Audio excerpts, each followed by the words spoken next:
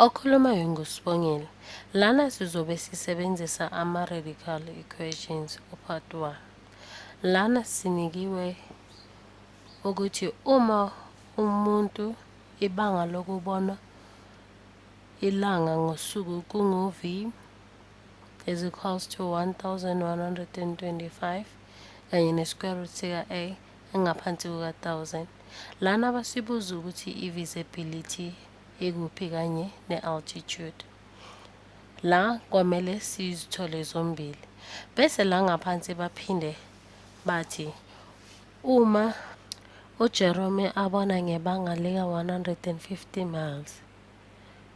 La basibuza ukuthi usekudeni kangakanani naphansi.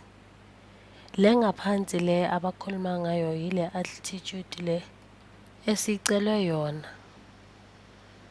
Altitude le esithe sacela yona bese la i-visibility sesiyitholile okungu-150 miles.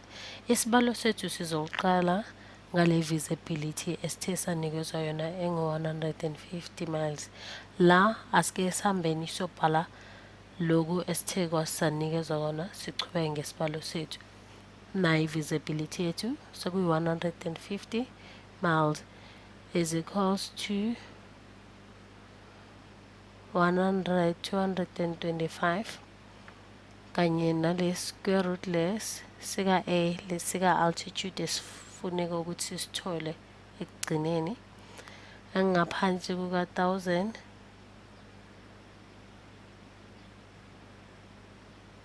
lana-ke into esizoyenza ukuthi ingxenye nengxenye sifake u-1000 ongaphansi kwa-125 so multiplya ngazo.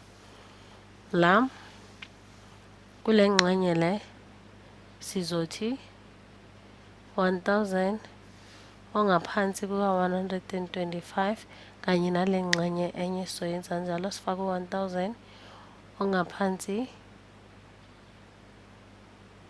kuka-225. Lana-ke sizocala kule ngxenye enye lo 1000 kanye nalo 1000 omunye ziyadivayide kalo 100 225 uyadivayide nalo ongaphansi. Esisele nako la yi-square root sika-a. Sesizoguqula-ke manje kuloko okulandelayo sicale ngale square root sika-a. Ithi sesibhaleni la ngaphansi square root sika-a is equals to lo 1000 esinikezwe yona ngaphansi kwa-125 sinikezwe yona 1000 ongaphansi kanye nalo 150 bese sithatha lokho ongaphansi ekungu 1225. Uma sesicedile ukwenza kanjalo la kulo 150 sizofuna inombolo siyinciphise sokwazi ukuchubeka ngesibalo kanye nala kuphansi ku-100 225. La kulo 150 singathi uma sino-25 esomphinda ngo-6 kanye la ku-1225 singathi u-25 futhi esomphinda ethi ngicabange esizomphinda ngo-49. Ithi ngihambeni ngiyobhekani eceleni ukuthi lokho engikutholile yikona. La sizothamza u-49 kanye no-25.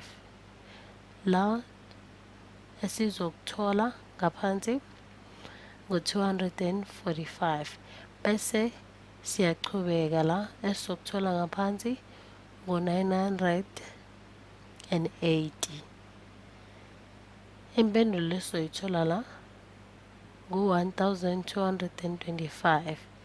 Lokho kusho ukuthi lokho sikutholile yikona. La sizochubeka ngokuthi si-divide 25 uyadivayideka nalo 25 ongaphansi. Uma sesicedile ukwenza kanjalo sihambe siyobhala isibalo sethu eceleni siqhubeke ngaso. U-1000 ngizomphinda ngo-6 engizothola u-6000 ongaphansi kuka-49. Uma sengiqedile lapho ngithathe le square root lesethu ngisibhale la ngaphansi. Le square root lesethu sesizosifaka i-square ukuze sikwazi ukususa le square root. Square root sika A is equals to 6000 ungaphansi kuka 49. La sizofaka u-squared kule square root sika A nangale ingxenye sofaka u-squared.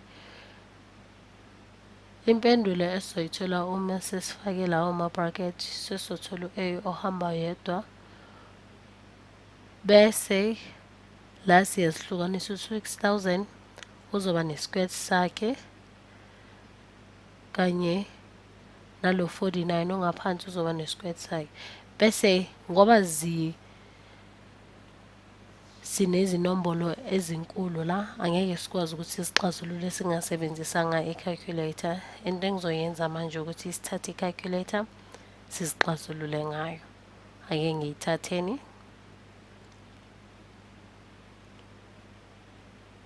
nayo ke lana ke ngizothi 6000 squared divide by 49 squared. Impendulo engizoyithola la ngizothola u-14,993. Impendulo esithe sayithola la uma sisebenzisa i-calculator ithi siyisuse bese ngizohamba ngiyobhala impendulo yami. Impendulo engiyitholile u-14,993.